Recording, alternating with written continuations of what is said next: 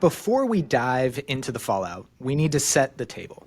A proposal to ban states more or less from regulating AI was overwhelmingly defeated in the Senate, despite similar language being passed in the House in an earlier iteration of the One Big Beautiful Bill.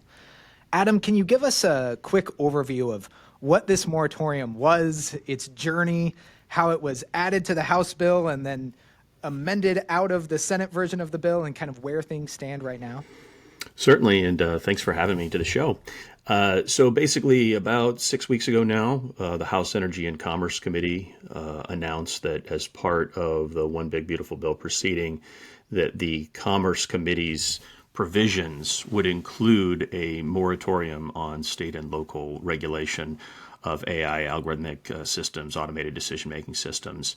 So basically, AI-specific regulation would be addressed by a 10-year ban, or a pause as it came to be called, and that there would be some exceptions to it, but it was a fairly comprehensive effort to have Congress assert authority over the interstate algorithmic marketplace.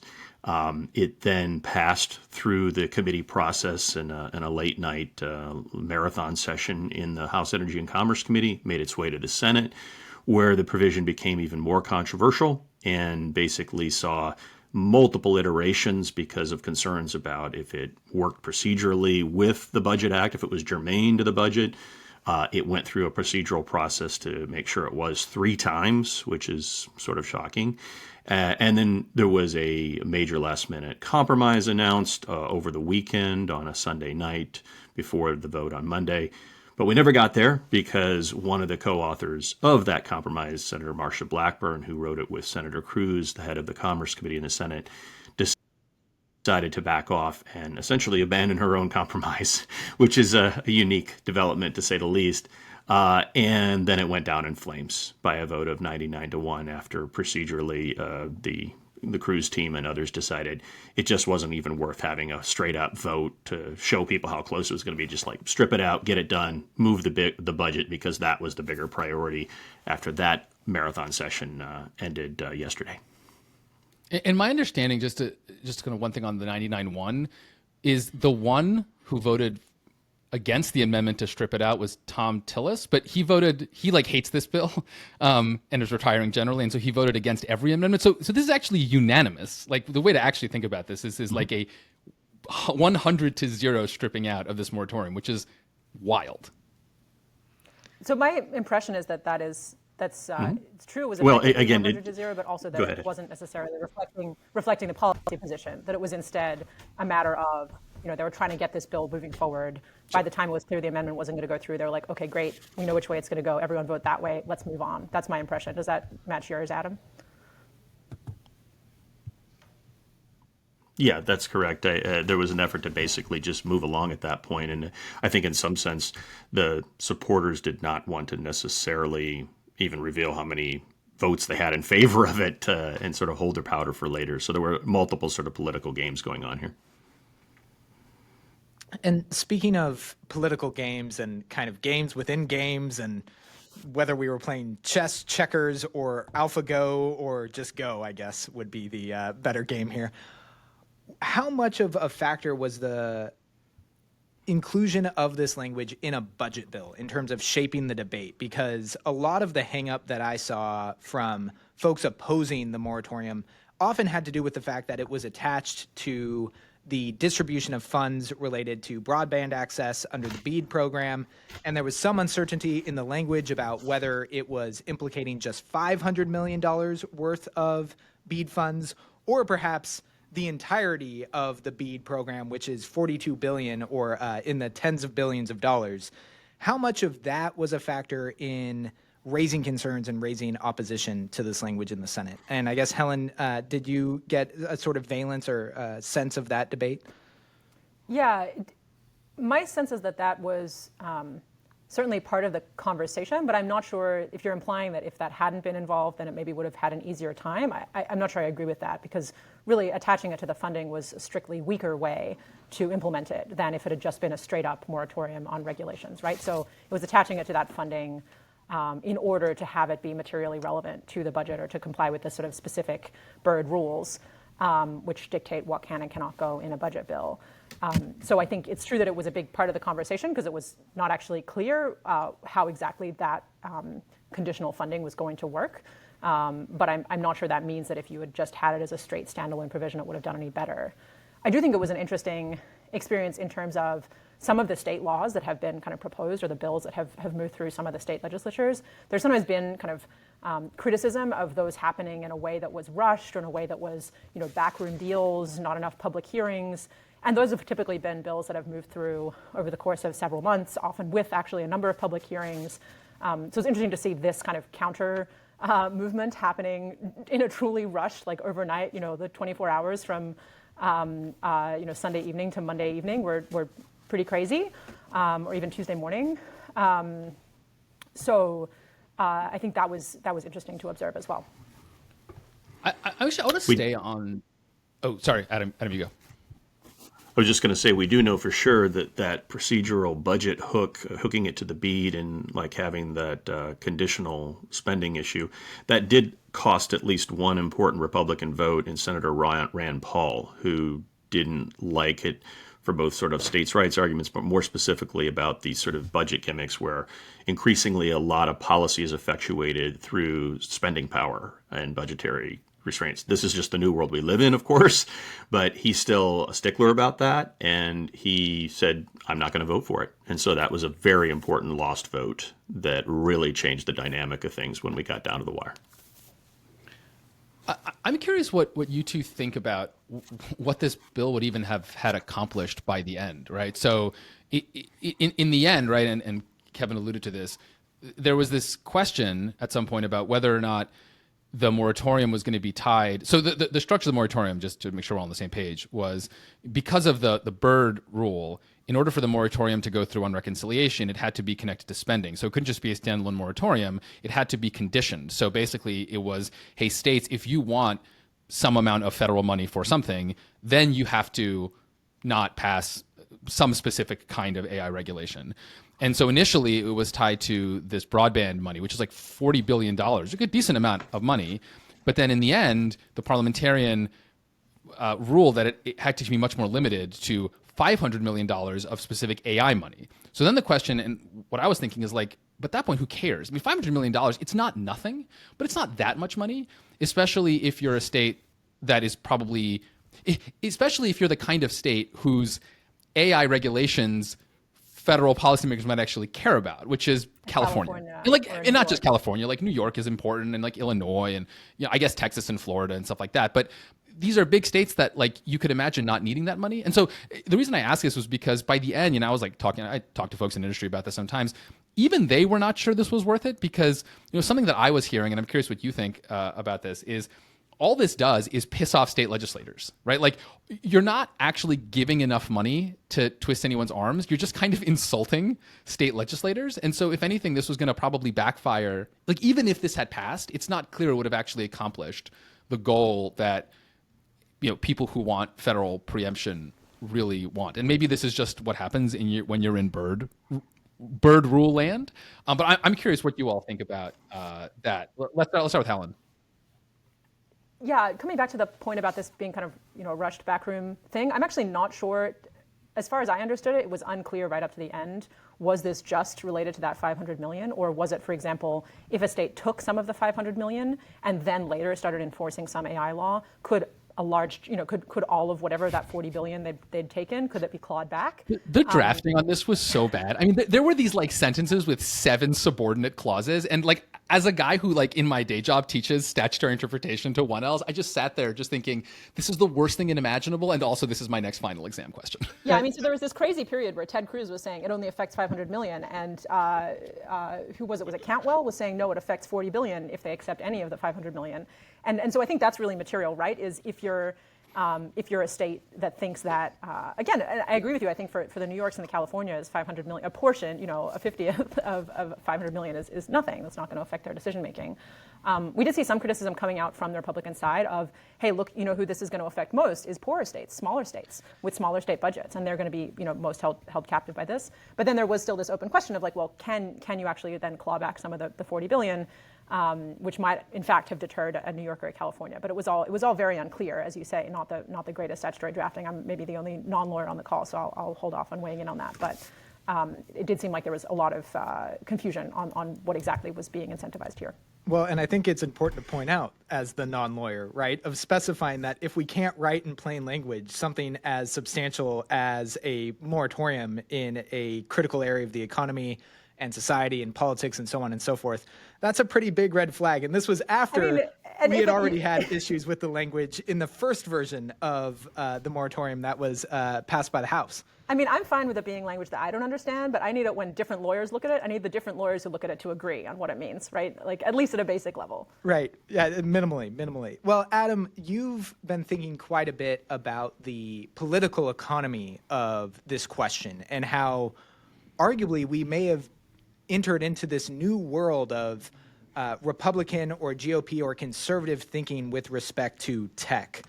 What sort of branch or faction, or what sort of branch or fragmentation are you seeing in the perspective of what may have used to be a sort of monolithic approach to tech questions, now appearing to be pretty discordant?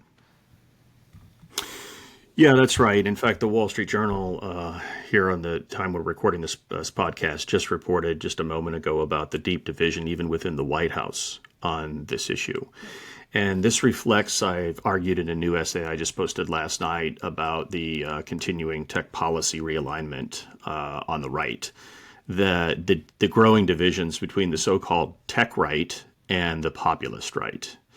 And these divisions are actually active on a number of fronts, on various national security issues, on immigration and trade, and so on and so forth, where the technology community, the sort of pro-innovation, pro-engagement community of the conservative movement is now sort of, an all-out war with the more populist movement within MAGA that basically says, let's retrench, let's pull back from global markets and global engagement. And oh, by the way, we actually have a lot of variety of other issues we'd like to regulate now, too. Child safety issues, copyright issues, and so on. We're motivating factors for Senator Marsha Blackburn in opposing this effort and many, many other conservative groups, including the Heritage Foundation and other groups on the right and family groups. And so this reflects a deep and growing divide within the conservative world that I believe is playing out in real time, and it came to a head in this debate. I spent more time fighting with people on the right, even though I started the digital technology policy shop at the Heritage Foundation in 1993. I spent more time fighting with the Heritage Foundation and other conservatives on this than I did people on the left. And that's a new world for me to live in. So after 34 years in this, I always thought there was like a strange fusion of more free market people and conservative and social conservatives. But now that's falling apart. And this debate was what I think is going to be the first of many like this. And the question is, can Trump keep that coalition together, which is even within his own White House, and divided on these issues and many others, including engagement on like China and various other things. So it's, to be determined, but I think this is a test run of what's about to play out over the rest of this administration. Can you go into, sorry, can I just ask Adam, can you just go in a little bit more to the cleavages in the White House? Like who is on what side here, to the extent that we know, and do we have a reason to think that Trump actually has an opinion on this? Right. I mean, there's, Trump is not the most policy-oriented thinker, but sometimes he has actual substantive views on stuff. But and just before, I don't want to cut you off entirely, Adam, but I think it's worth highlighting. We saw Vice President Vance try to take on this divide in some of his earliest speeches as a member of the administration, specifying that the administration's view of tech was one that aligned with both the sort of populist faction as well as with the kind of pro-market faction of the administration as well. And so they've been acknowledging this fracturing and this difference in perspective inside the White House. And Vance, I think, tried to find a cohesive narrative to bring those together. But Adam, I'm eager to hear your 2 cents on, who are the players? What's the nature of the debate going on right now? So there's a lot to unpack there. Let's begin by pointing out that obviously this was part of a much larger budget fight. The president, vice president, and others had other priorities. This was in many ways secondary, but it was a debate. There were people in this White House and in Congress who were actively debating this in real time. within the White House, I certainly have a more pro-innovation kind of movement within the Office of Science and Technology Policy, starting with David Sachs, Trump's AI czar, who was very active along with Secretary Howard Lutnick and of the Commerce Secretary, basically on Twitter before the vote saying, we need this, this is smart policy, let's do this. We have signs, however, that there were people in Mr. Vance's office and others who used to work at certain groups like Heritage Foundation and others who were saying the opposite, or saying, well, we've got concerns about states' rights issues, copyright issues, child safety issues. And let's understand, this is crucially important to understand, this is happening against the backdrop of a conservative movement that has almost a near pathological hatred of anything that sounds like big tech. Basically, they are at war with large technology companies. And so this administration has tried to talk a lot about little tech and do other things to like bolster competition and gone after larger technology companies, including with antitrust. That has an important part as part of this story, because this puts enormous tension on certain Republican lawmakers in Congress. Like, well, we want to fight China. We want to stop bad regulation. But boy, we hate the tech companies too. It's a really hard circle to square. But that tension is what animates all of these debates right now in the administration and in Congress. And it came to a head in this fight. I'm curious, Adam, what you make of that. Makes sense in terms of the big tech kind of contrasting perspectives within the right on big techs. But I'm wondering what you think about kind of AI specifically there. So I'm thinking here less about Marsha Blackburn, who obviously has a long track record with social media and kids' online safety and things like that, and more like a Marjorie Taylor Greene, who was coming out, tweeting about how she didn't want to allow Skynet to happen because states' rights were being abrogated. How do you think about sort of specific? I guess also this is the Steve Bannons of the world, Tucker Carlson, who have been pretty vocal on AI specifically. How do you see that playing out in the kind of populist MAGA versus more sort of tech right? That's a great question, Helen. And in fact, I wrote about that last night in my piece on the realignment of the right on tech policy, and talked about my experience testifying recently. I've testified at 3 hearings in the last 3 months on AI policy, and on several of them, which were about sleepy topics like how do we get more AI in government to make things more efficient or grow the economy, they sometimes would get derailed by questions from Republicans about like how AI is taking over humanity, or undermining the family structure, or turning us into transhumanists. There is a new strand of thinking on the right that very much looks at AI and advanced technology as an even more sophisticated extension of social media, which they are sort of at war with and fear is undermining the fabric of society. And under that perspective, you have set the groundwork for, a whole new type of political dynamic when you go into a fight about like, should we put a preemption on state and local regulation? So you marry up these new concerns with old concerns about states' rights, and you've got a toxic brew that makes it very hard to get anything done that's in line with the Trump administration's agenda for like beating China on AI. It's like these things are fundamentally in conflict now. And I really don't know how they play out, but with the moratorium we saw, it didn't play out well for those of us who believe in the pro-innovation approach to this and the let's beat China first at all costs. Well, and I know Alan has some 2 cents to add here as well, but just to piggyback on that for a second, for folks who missed Peter Thiel's recent podcast with the New York Times, this went as far as mentioning the possibility that AI could hasten the introduction of the Antichrist. And so if you move into that sort of territory, you're typically not thinking, well, let's do a cost-benefit analysis before we decide what to do, right? If the stakes are that high, that's a different kind of conversation. But Alan, let's have you jump in here. Well, I'm pretty sure Clippy was the original Antichrist, so I think we already crossed that bridge. So I'm curious, I want to ask you, Helen, like what this says about the influence or lack thereof of big tech. I think there's an interesting question about, again, how much big tech cared about this by the end. I mean, given how watered down it was and maybe how much it could have backfired, maybe, I don't know, right? I don't know, like, if big tech back channeled, whatever, we don't care about this one. This is not the right way of doing it. But you can also look at this more straightforwardly and say, wow, big tech lost on this issue. 100, effectively 100 to 0. And again, obviously, like that, you have to understand like what the 100 to 0 is, but just like the optics of, wow, we had this whole thing in the House, we had this whole debate in the Senate, and then it like completely fell apart. I mean, I think at least that is currently playing as a big black eye to big tech, and I'm just curious what you think of the reality there. Yeah, I think it's a black eye for big tech, but you recover from a black eye pretty quickly. That's not that bad of an injury, right? And in particular, when you have multiple trillions of dollars in market cap, like it's okay. They're sleeping fine.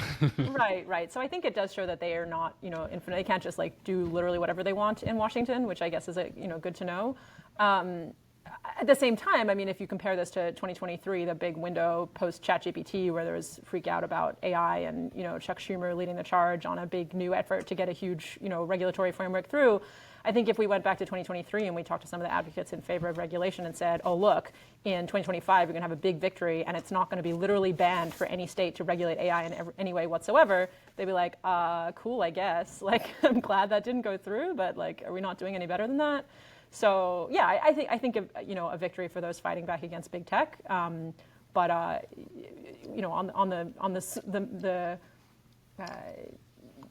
the minimal end in terms of possible victories.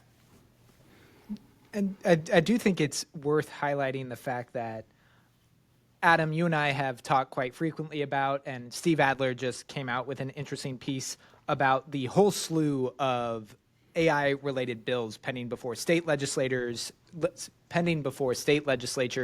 and Congress that in some way deal with AI. Stephen Adler had a good analysis that perhaps that number isn't as high as 1,000. Perhaps it's closer to a couple hundred and even fewer, depending on how rigorous your definition is of AI specific.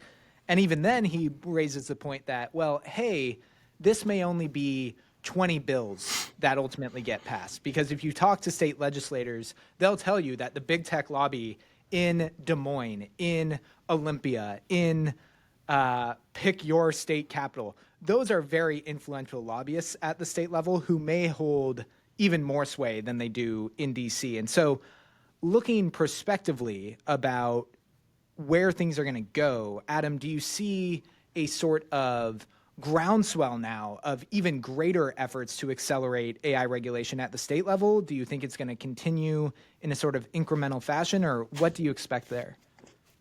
Sure. So let's take a quick step back and go back to a piece that you and I wrote, Kevin, for Lawfare about the rise of this state patchwork of over 1,000 bills within the first 4 months of 2025. That is a big number. We can debate how many of those are heavy-handed regulation, how many are going to move, how many are really important. But in my experience in 34 years of doing digital technology policy in Washington, D.C., I have never seen that level of interest by multiple layers of government in any technology policy issue. And I would challenge anybody to find any other technology sector or profession, job, whatever, where we had 1,000 bills, right? And let's be clear. These bills come at this issue from all sorts of different perspectives, and they can't even use common definitions of the term artificial intelligence, right? This is a problem. And it's also a problem because many of these state lawmakers were asserting that they almost had a sort of like, there was almost a messianic zeal about like, we've got to do this because Congress won't. It's our authority to protect consumers. And they felt even more emboldened about that after Trump retook the White House. Well, eventually that got back to Congress. And they didn't like that. This wasn't just all about big tech wanting this. Go back and look. Try to find anybody in big tech who supported the moratorium before 6 weeks ago. You won't find them. I tracked this very closely. This was driven more organically by people in Congress who got a little bit pissed about the fact that their role had been superseded by the states on one hand and the Sacramento effect, and Europe and the Brussels effect on the other. And so the political dynamic was such that Congress was being removed from the picture. And they also were at the same time hearing from the administration that the number one priority on this front was beat China. Something had to change. And I will totally agree with what Helen said and what Alan said earlier. The moratorium model was suboptimal. It was a second best approach because we should have had more baseline, comprehensive federal AI legislation with formal sort of preemptive language, and then some AI safety and transparency related things, and a variety of other things we could discuss. But yes, it's true. Congress moved faster and used it through a budget process because they wanted to have a say. They wanted to set some sort of a set of ground rules for saying the state can not do this. We can even say it was too far with 10 years and it was too sweeping. But the bottom line is they wanted to have that say. And that is the dynamic that we're facing now, because now their fear is that with, California has 47 bills pending right now on AI. New York has 136. Are Albany and Sacramento going to call all the shots for the interstate national algorithmic marketplace? That does not seem like a really good thing for the future of building out algorithmic and computational capacity to confront China. And that's the message that Congress finally got, and why I think they acted. But yes, it's true. After that, technology companies said, yes, we like this too, because we failed in the privacy wars to try to get federal preemption done there. So do we have any better chance with comprehensive AI than we had with comprehensive privacy? Probably not. And so this became the short-term quick fix. Suboptimal as hell for sure. But what else are we going to do when Congress is sort of fundamentally broken and so bitterly divided? I thought one interesting thing here is actually a point I got from Steve Moshewitz's write-up of what happened here was it was interesting that this move was preemptive in this, not in the sense of state preemption, but in the sense of there actually aren't very many bills that have been enacted and are being enforced at the state level now. And this kind of moratorium, the way the moratorium was designed, it was to prevent enforcement, not to prevent new bills from being passed. So this actually leaves the door open to a year from now, 5 years from now, if there is a really big patchwork, if some large fraction of these bills at the state level do get passed and they are causing issues for adoption or for innovation, you could actually come back with a similar kind of moratorium and say, hey guys, you have to stop enforcing this because we can see the problems that it's causing. We can see how it's slowing us down. I thought that was an interesting point and actually could be something worth revisiting. Because I mean, I'm as on board as anyone else with needing to stay ahead of China here and needing to be really competitive. I think I maybe have a different perspective of how to do that, but I think it's certainly possible that if we get, hundreds of bills at the state level, that's going to be a big problem. Well, and I think, too, to double down on that point, one thing that I would love to just have a more open conversation about, especially with state regulators, is this question of retrospective review and even consideration of sunset clauses, right? If we're saying we don't know what's going to happen in this space, we're unsure how the tech's going to develop, and we don't know how this law specifically is going to play out, what's the sensible thing to do? Write in a sunset clause, right? Specify the criteria. I just, from a pure public policy standpoint, this is textbook 101, which I know not everyone reads textbook 101 of public policy, and it's a pretty dry topic. But can we say if we are really grounded in a rational conversation about how best to tackle this issue, let's make sure we're being true to those goals. And with that in mind, I'm curious, Helen, what you think the sort of right approach or best approach may be at the state level for tackling some of these safety issues. We've seen that the New York RAISE Act, for example, looks like it has some good chances of getting signed, to be determined, but folks are pretty optimistic there. How do you assess these sort of state level, fairly comprehensive safety pieces of legislation? Yeah, so I think there's lots of different kinds of things state legislatures are trying to do, and different bills have different effects. And so I think at a minimum, it makes sense to separate out kind of leading edge frontier innovation and kind of research progress from adoption, enterprise, government adoption, sort of scale. Because I think the bills that are trying to tackle those two issues are pretty different. So I think if we're talking adoption, then I think it is important not to have state level rules around needing to do really onerous impact assessments or needing to do contradictory things, needing to file 50 different sets of paperwork in 50 different states. I think if we're talking about adopting AI, making the most of it, benefiting from it, then those kind of barriers are not going to be productive. At the same time, we should be making sure, of course, that existing laws around discrimination, disparate impact, transparency, that those apply, so you can understand maybe recourse to a human or maybe disclosure that an AI system was involved.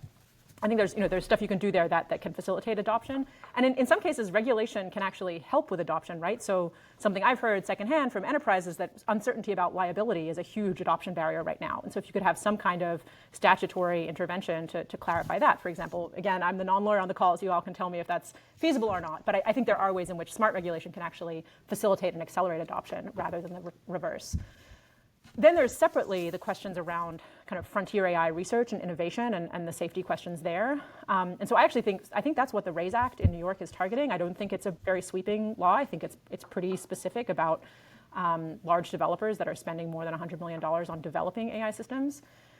there, I think there's pretty good consensus at this point that what we need in that space, so this is the Google's training the next generation of Gemini, OpenAI training the next generation of ChatGPT, these like really advanced, really expensive systems.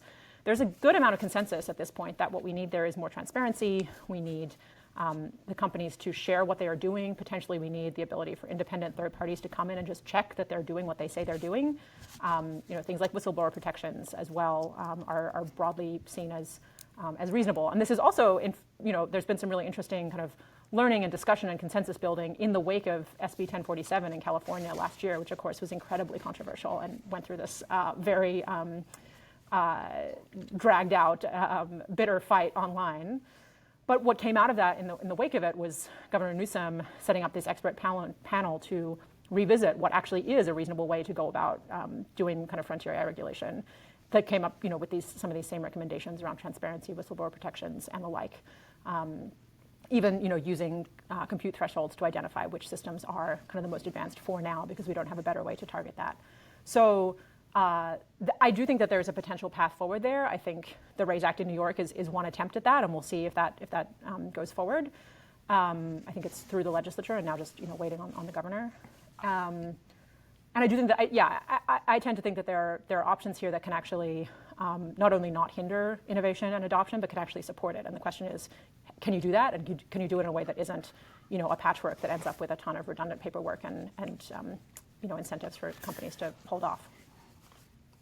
I'll just say that even though there may be some growing consensus about certain transparency-related measures, whistleblower things, other standards for compute, I think the reality is there's not consensus on doing this on a state-by-state basis. I think there's a real growing concern that we saw not only in SB 1047 debate in California last year, but then in the New York debate this year, that an Albany safety standard versus a Sacramento safety standard for AI is not wise. This should be probably focused at the federal level in the AI Safety Institute, which has now been rebranded as the Center for AI Standards and Innovation, I believe.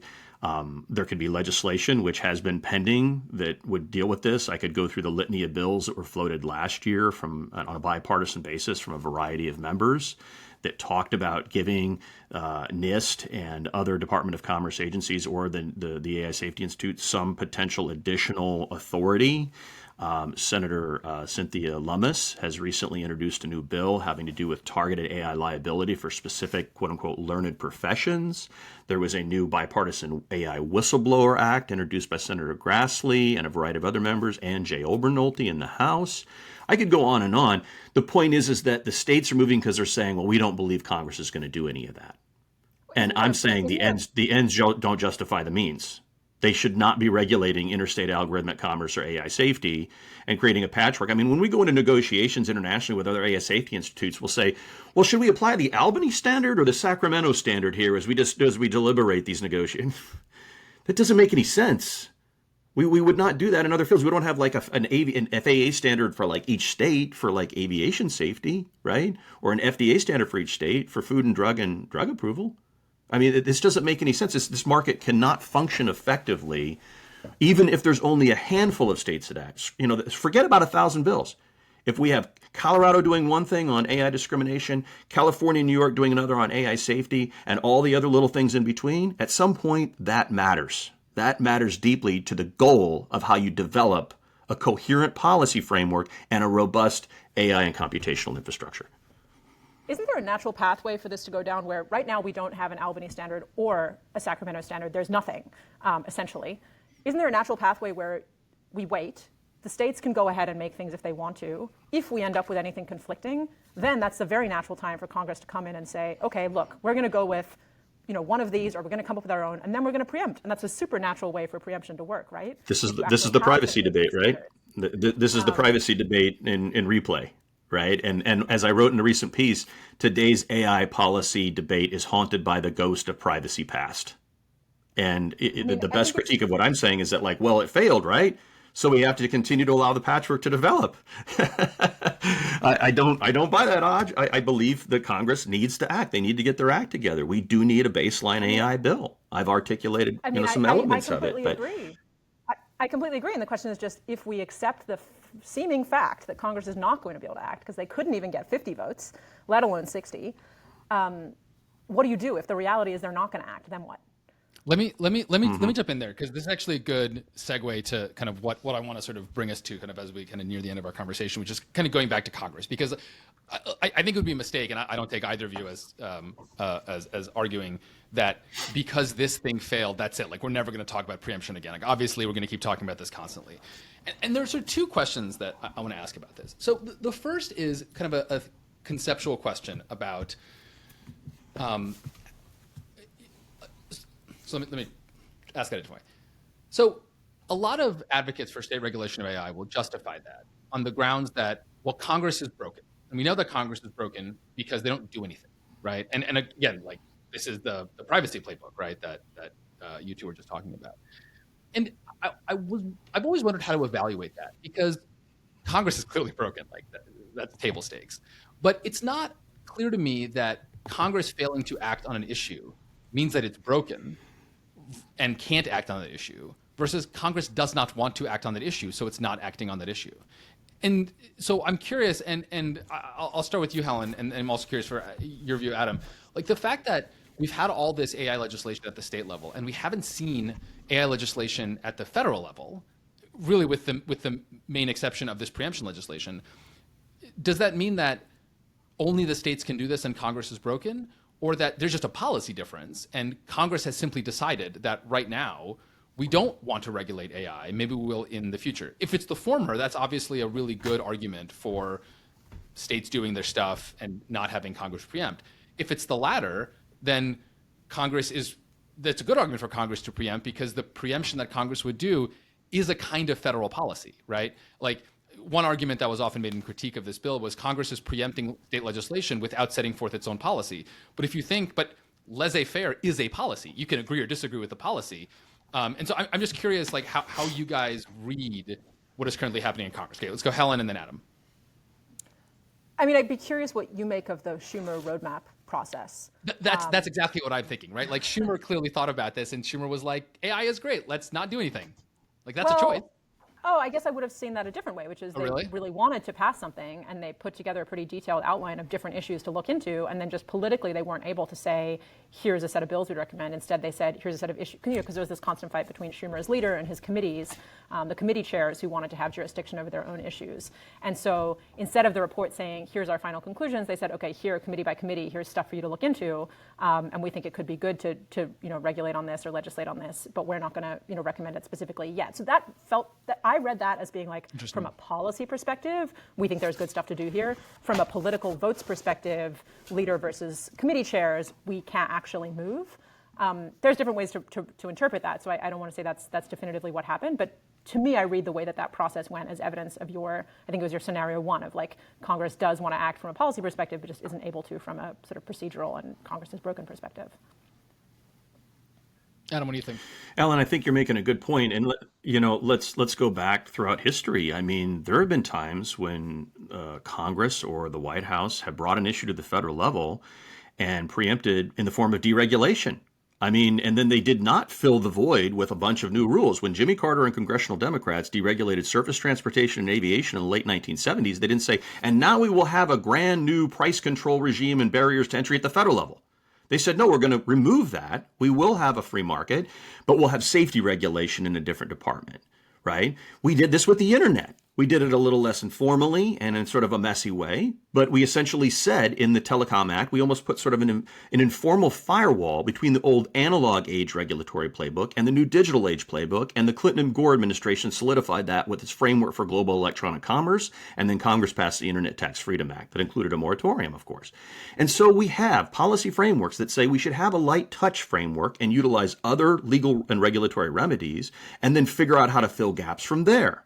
We can call that whatever we want, but it is a choice, as you said, Alan. I think the appetite in Congress is to do more than that. Let's talk about the House AI Bipartisan Task Force that went through last December, where you had many members saying, well, here's a variety, here's a smorgasbord of choices you can utilize to choose from. And Mr. Obernolte himself, the leading AI light in all of Congress, a man who has a degree in artificial intelligence, had a bill that would have empowered NIST to basically do more with its risk framework than just do best practices. And there were other bills that would have even had enforcement teeth on there. There were a lot of votes for that. That just fell in the part of the lame duck. That could still happen. This isn't pure laissez-faire. And meanwhile, we're not even talking about the courts. We're not even talking about all the other remedies that you could go through with, agencies. I totally agree with the Biden administration, FTC, and DOJ when they said we have all sorts of rules and regulations we can throw at AI. Lena Khan had that absolutely right.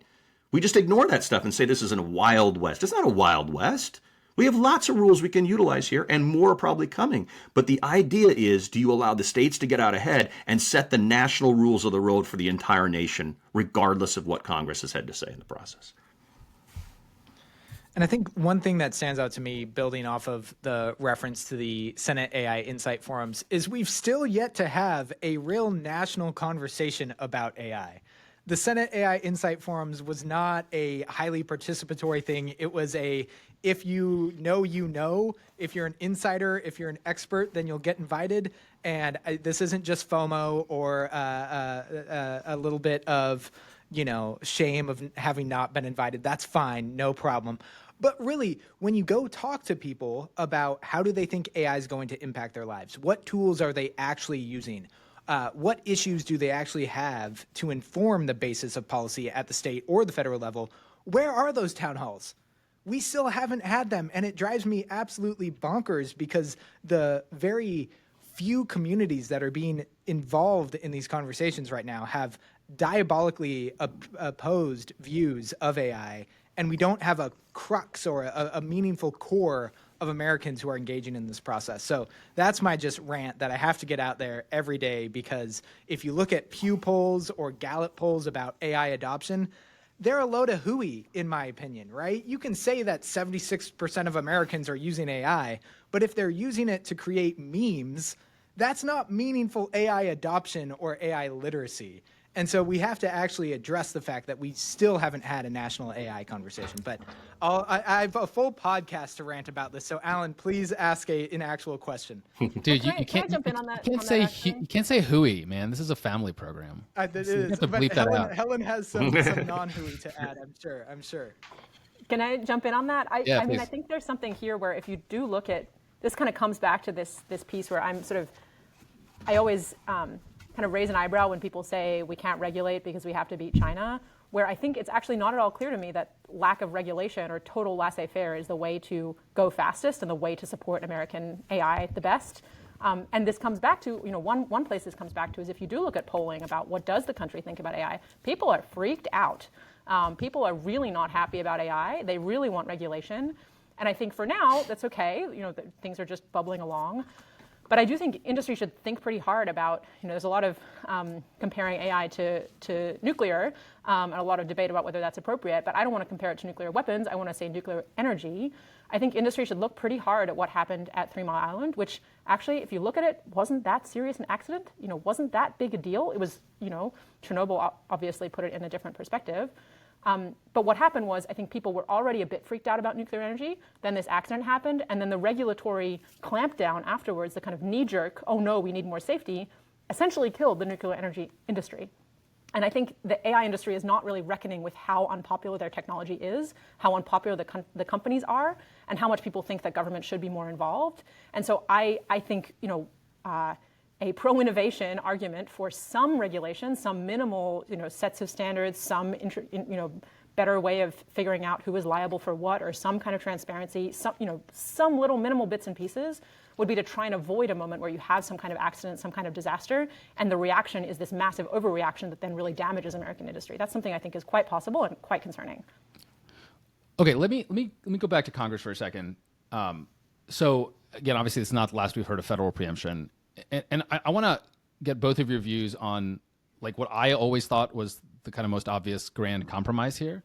So I wrote a piece for Lawfare about this last year. This is actually during the SB 1047 debates, and I wrote it with Dean Ball, who's now working in the administration in OSTP doing AI policy stuff. And the proposal that we made was that you want some amount of preemption, but you need to balance it with respect for what are traditional state prerogatives and police powers. And how to draw that line and calibrate it is really complicated, both substantively how to figure that out, and also you have to write it down in a law that people can apply. And so what we thought was kind of the best rough and ready approximation was, look, states should not be able to regulate AI model development itself, right? So like just because OpenAI happens to be in California, that does not give California a legitimate reason to impose its views on how like GPT-5 should be trained. That's like fundamentally a national question. But that if California or Minnesota, like my state, wants to say, but you can't use AI in, in employment, right? Or you can't use AI in such and such industry, that's perfectly legitimate. Now, you can agree or disagree with that. And obviously, that is also going to have an effect on the interstate AI market. Like, there's no perfect dividing line here. But, if you're going to have some preemption, you need to cabinet in such a way that still gives states some control over their traditional police powers. And that, one problem, if you buy this, right, then one problem with the preemption language in the Senate's version, forget like the weird bird stuff, just substantive problem with the Senate's language was that it required that states could not regulate AI use differently than a comparable technology.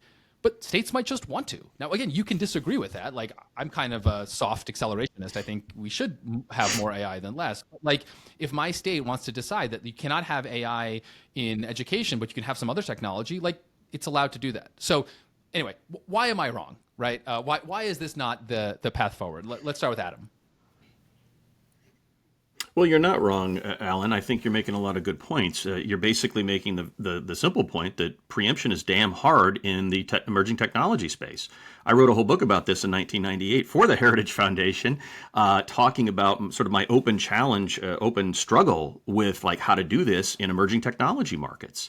I admit it's hard, but the question is now as we think about AI preemption, like beyond just the frontier model type of preemption that you and Dean laid out in your lawfare piece, there are all sorts of other laws that would have an interstate spillover effect regarding things like algorithmic discrimination and content and everything else. And I think we have to have a hard conversation about laws that don't define AI the same way, that define terms of legal art like deployer, developer, integrator, distributor in different ways, and then layer on all sorts of different liability standards. At a minimum, Congress needs to be part of that conversation and trying to find a way to equalize it and come up with some general rules of the road so that you don't have little tech completely decimated by an onslaught of layer upon layer of different state laws and liability schemes. That could be we hook them back to say you can enforce certain types of laws within parameters on AI discrimination or fairness, but you have to utilize maybe a NIST framework to do it, or you have to utilize some congressionally defined standards on this front. And therefore, you've got at least a common set of rules to allow the marketplace to develop, or else it will be crushed under all these competing different standards and confusing definitions. Yeah, I think I agree. A lot of what you said, Alan, makes sense at kind of a high level, but once I zoom into this technology and what's going on with AI specifically, I'm no. Let's stay at the high level. If we just stay at the high level, it's all fine. Perfect. You solved it. Good job. No, I mean, I think because a lot of people come back to this thing of like, well, we should just regulate use of the technology, not development of the technology. I think that makes a ton of sense in the abstract. And the place where it doesn't make a ton of sense is if you look at these specific companies and what they're building, and not my language, the fact that we have maybe 3 of the wealthiest companies on the planet trying to build the machine god, trying to build AI systems that can do more and more and more, that can perform more and more sophisticated cognitive tasks. And these own companies are doing their own testing and saying, oh, look, we're not quite at the point where it can help someone make smallpox in their basement, but we're getting there. We're not quite at the point where it can help some kid hack into their local water treatment plant, but we're getting there. We're not quite at the point where they're like really able to just escape the confines of the servers we're developing on them, but like we might be getting kind of to that point. I think that's a place where like probably some transparency would be good. Some ability for whistleblowers to say if they're concerned about what's going on would be good. And if, as a matter of just plain fact, Congress is not going to do that at the federal level, and one state or 2 states want to do something that doesn't massively burden those companies, I think that's kind of reasonable from a policy perspective, even if I agree from a sort of structural whose responsibility is what, that the proposal you laid out about division of responsibilities makes sense in the abstract. So now that we've solved AI governance, I'm just kidding. But to wrap this all up, I want to know from first you, Adam, and then you, Helen, what are the things that we're not talking about that you think are going to become salient in these AI governance conversations in the next year, in the next 2 years, in the next 3 years? Helen, you recently laid out an excellent tree diagram of which branch of AI progress are we on? Are we on the right path? Are we going to keep going down this transformer lane? May we hop into a different lane? And what does that mean? Adam, you've thought about this since before I was born, and so you obviously have a good sense of where things may be headed. So, Adam, let's start with you. What are you most paying attention to, or what factor do you think is the most important to watch going forward in this debate? Well, I don't think we've had a really serious investigation of what AI liability schemes should look like at federal, state, or local level. We've had narrow ones in some regards, but this is something that was part of previous debates. It's going to have to be part of this one. Of course, we're operating against the backdrop of how we've treated the internet under Section 230 and other things like that. But if we reopen liability standards and things like Section 230 today, it would probably all be gutted.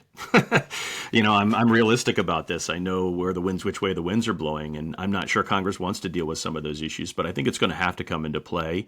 I think what's interesting about that measure I mentioned from Senator Lummis is that it talks about having certain safety standards alongside of certain sort of safe harboring or new liability like requirements or exemptions, and it creates a little bit of a quid pro quo. And that could end up being what drives the next conversation in Congress alongside a conversation about what preemption should look like. And then in the middle of that, the hard conversation about what exactly, where does this power reside in our government? Is it this thing called AI Safety Institute, which has now been rebranded? Should that have regulatory authority? Or should it be more decentralized among diverse agencies, FDA, FAA, all the other F agencies, and basically allow them to just do their thing on a sectoral basis? That is a really complicated, challenging conversation to have. But it's going to have to be had, and it's going to have to head soon. And Helen, what are you keeping an eye on?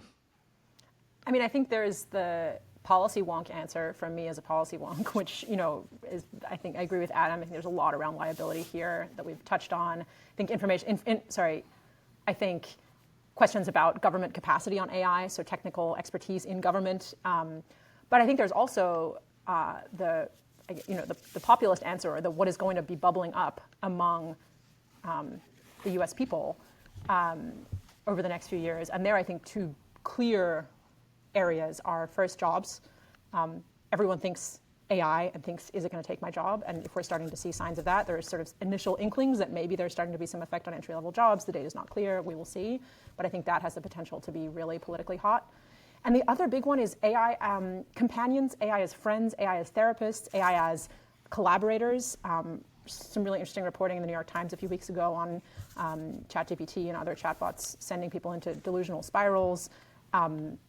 Personally, I receive emails like this from folks, and something that worries me is not just that I'm getting more of them, but I'm getting them from more normal-seeming people. So people who seem more grounded and are still having these very weird experiences that leave them very thrown off balance.